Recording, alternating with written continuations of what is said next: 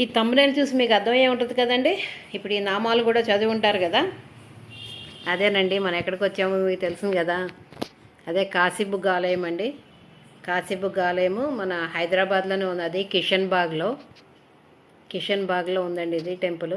చాలా పురాతనమైన టెంపుల్ అనమాట. ఈరోజు కార్తీక సోమవారం ఆఖరి వారం, అందుకని నేను దర్శించుకుందామని వచ్చాను. అట్లాగే చూడలేని వాళ్ళకి చూపిద్దామని, దర్శన భాగ్యం కలిగిద్దామని, మన శివయ్య భక్తులందరికీ కూడా చూపిద్దామని నా ఈ చిన్న ప్రయత్నం అండి. ఇది చాలా పాతదంట ఈ గుడి. ఇది కిషన్ బాగ్లో శ్రీ మురళీ మనోహర్ స్వామి దేవాలయానికి 1/2 కిలోమీటర్ దూరంలో ఉందండి కాశీబుగ్గ మందిరం అన్నది. ఈ 2 దేవాలయాలు కూడా రాజా రాఘవన్ రామ్జీ నిర్మించాడంట. ఇక్కడ అయ్యగారు చెప్పారు. ఇక్కడ నిత్యం శివలింగార్చనలో తరించే గంగమ్మ, ఆంజనేయుడు, నారదుడు, దత్తాత్రేయ స్వామికి వీళ్ళందరికీ కూడా నిత్యం పూజలు జరుగుతాయండి. చూడండి ఈరోజు ఎంత రద్దీ ఉన్నదో చూడండి ఒకసారి. అసలు చాలా కోలాటం. అసలు అయ్యగారే ఆశ్చర్యపోతున్నాండి. ఈరోజు ఉన్న రద్దీ అసలు ఎప్పుడూ లేదంటండి. ఇంత చాలా ఎక్కువగా ఉన్నారంట భక్తులు. మరి ఈరోజు కార్తీక సోమవారం ఆఖరి వారం అవటం వలన అందరు భక్తులు కూడా ఈరోజు ఈ గుడికి చేరుకోవడం అనేది జరిగింది. అట్లాగే ఈ గుడి యొక్క విశిష్టత ఏంటంటే చాలా పాతది. మూసీ నది పక్కనే ఉందండి. ఇది మళ్ళీ ఎక్కడో దూరంగా కూడా లేదు. మూసీ నది పక్కనే 1822లో నిర్మించారంట ఈ గుడి. చూడండి భక్తులందరూ కూడా నైవేద్యం ఇవ్వడానికి పళ్ళు, పూలు, ప్లస్ మన అభిషేకానికి, ప్లస్ దీపారాధనకి ఒత్తులు, అభిషేకానికి పంచామృతాలు తీసుకుని వస్తున్నారు. అవి చాలా అండి. మీరు నమ్మరు, 3 గంటలు లైన్లో ఉంటే తప్ప దర్శనం కలగలేదండి.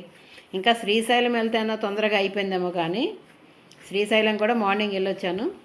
అక్కడికైనా తొందరగా అయిపోయింది, కానీ ఈ గుడి దగ్గరికి వచ్చేసరికి చాలా లేట్ అయిందనమాట. చాలా అసలు పురాతన, బాగా ఓల్డ్ అంటండి ఇది. అందులో ఇక్కడ మనకి ఇంకొక విశేషం కూడా ఉందండి. ఇక్కడ జలం, ఈ గుడిలో నిత్యం జలాభిషేకం జరిగేలాగా ఏర్పాట్లు చేశారు. అయితే ఆ నీటికి అసలు ఎంత విశేషం అంటే, ఈ పవిత్ర జలానికి మూలం ఏంటో తెలియదు, కానీ దీన్ని కదునీరు అని అంటారంటండి. కదునీరు, ఈ కదునీరు అన్నది కాశీ జలం అని నమ్ముతారంట ఇక్కడ. ఇది ఈ చెట్టు చూడండి, ఇక్కడ మనం అనుకున్న కోరికలు తీరటం కోసం అని చెప్పి ముడుపులు కట్టారు ఈ భక్తులు అందరూ కూడా. చూడండి అసలు ఎన్ని ముడుపులు ఉన్నాయంటే, ఇక్కడ చెప్పా కదా 5 రకాల చెట్లు ఉన్నాయని. 5 రకాల చెట్లు కూడా పక్క పక్కనే ఒకే చోట ఉండటం ఇంకొక విశేషం అన్నమాట. ఇది మూసీ నది ఒడ్డునే రాఘవన్ రామ్జీ అని ఆయన నిర్మించారంటండి.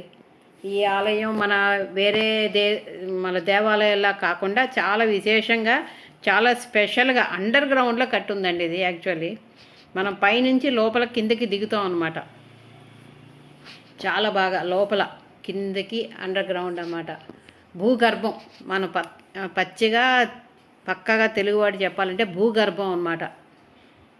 కిందకంటూ వెళ్ళాలి ఆ శివయ్యని దర్శనం చేసుకోవాలంటే మనం. ఇది మొఘల్ రాజ్యం నడుస్తున్నప్పుడు ఆక్రమణదారులు ఉంటారు కదా, వాళ్ళెవ్వరికీ కనపడకుండా ఇక్కడ నిర్మించారని చెప్తున్నారు ఇక్కడ. అప్పట్లో ఆ ఇంజనీర్లు అంత చాకచక్యంగా కట్టారండి. ఇది మనం చూడండి, నేను కిందకి దిగుతున్నాను. చెప్పా కదా శివయ్యని దర్శనం చేసుకోవాలంటే కిందకి వెళ్ళాలని. అక్కడ వీడియోలు వీళ్ళకి ఏంటంటే ఇవ్వట్లేదు అనమాట, టైం వేస్ట్ అవుతుందని వీడియో తీయొద్దని గొడవ చేస్తున్నారు అయ్యగారులు. అందువల్ల నేను ఏదో బ్రీఫ్గా తీయడం జరిగిందనమాట. మనం అలా కిందకి వెళ్తాము. కిందకి వెళ్ళి శివయ్యని దర్శనం చేసుకుని మళ్ళీ పైకి యూ షేప్లో పైకి తిరిగి వచ్చేస్తామండి. అయితే ఆలయం అయితే చాలా ప్రశాంతంగా ఉందండి. ఇంత రద్దీలో కూడా మనసుకి తెలియని ప్రశాంతత అనేది నాకు చాలా హ్యాపీగా ఫీల్ అయ్యాను అక్కడికి వెళ్ళాక. చూడండి ఎందుగా ఇది కిషన్ బాగ్లో మూసీ నది తీరాన 1822లో కట్టారంటండి. 1822లో ఈ గుడిని నిర్మించడం జరిగిందని చెప్పేసి అన్నారు. అయితే ఇది ప్రస్తుతం ఎండోమెంట్ ఆధీనంలో కూడా వెళ్ళిపోయిందంట. 1965లో 22లో కట్టారు, 65లో ఎండోమెంట్ ఆధీనంలోకి వెళ్ళిపోయింది గుడి.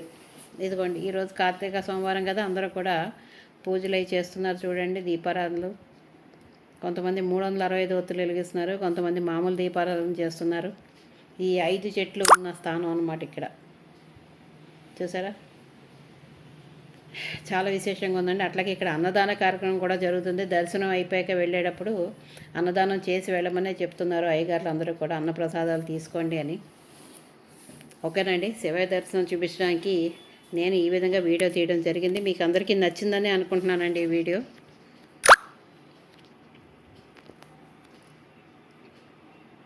చూసారా, ఇదిగోండి అన్నదానం ఇక్కడ జరుగుతుందన్నమాట. మీకు కూడా నచ్చింది అనుకుంటున్నాను. నచ్చితే లైక్ చేయండి, షేర్ చేయండి. ఫస్ట్ టైం నా ఛానల్ చూసుకుంటే సబ్స్క్రిప్షన్ చేసుకోండి. ఓకే అండి, thank you very much. Happy Karthika సోమవారము.